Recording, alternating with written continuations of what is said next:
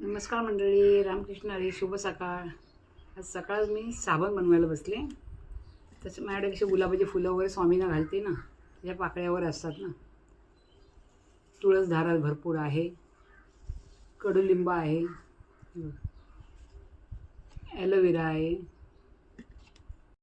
या सर्व गोष्टी माझ्याकडे आहेत. त्यामुळे मी कडुलिंबाचा पाला आपण स्वामींना फुलं घालतो ना गुलाबाची वगैरे, दरवाजावर लावलेले आहे. त्या पाकळ्या फुकट जातात, त्या पाकळ्या घेतल्या आहेत मी. त्याशी तुळशीची पानं तुळससुद्धा माझ्याकडे भरपूर आहे. 3-4 ठिकाणी तुळस उगवली, त्यामुळे मी आयुर्वेदिक पण तुळशीची पानंसुद्धा त्यात घेते. इथं आहे. चला आता आपण सुरुवात करूया. हा सोप आहे, ॲलोवेरा सगळं हे कटिंग करते मी आता आणि मिक्सरला लावते. तुळशीची पानं आहेत, गुलाबाच्या पाकळ्या आहेत, हळद आहे, चंदन पावडर आहे आणि पॅराशूट तेल. या सगळ्या वस्तू मी आता बारीक करणार.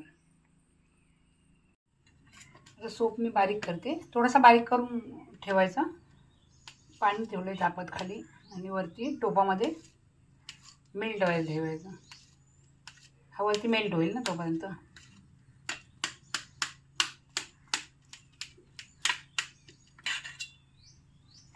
बरोबर मी 200 ग्रॅम ॲलोवेराच्या किनाऱ्या काढून घ्यायच्या.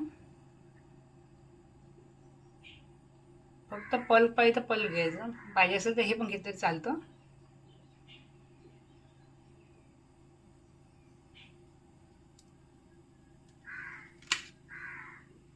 घरगुती असल्यामुळे फ्रेश आहे. हे मी असं गाळून घेते. सगळं मिक्सरला बारीक केलं.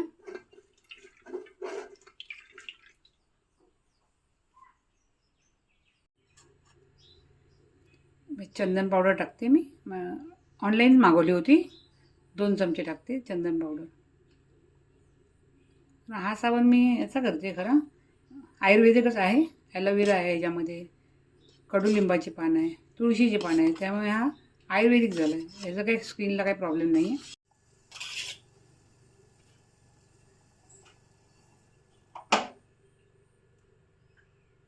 हे संपूर्ण मिश्रण आता याच्यामध्ये टाकणार.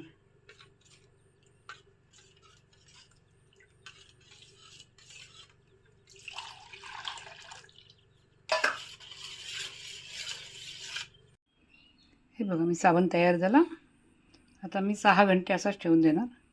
थोडं एक्स्ट्रा होतं म्हणून मी वाटीमध्ये केलं असं. हा मला स्वतःला नेहमी वापरायला, म्हणजे सध्याच्या वापरायला होईल. ह्याच्यामध्ये 6 पीस राहिले.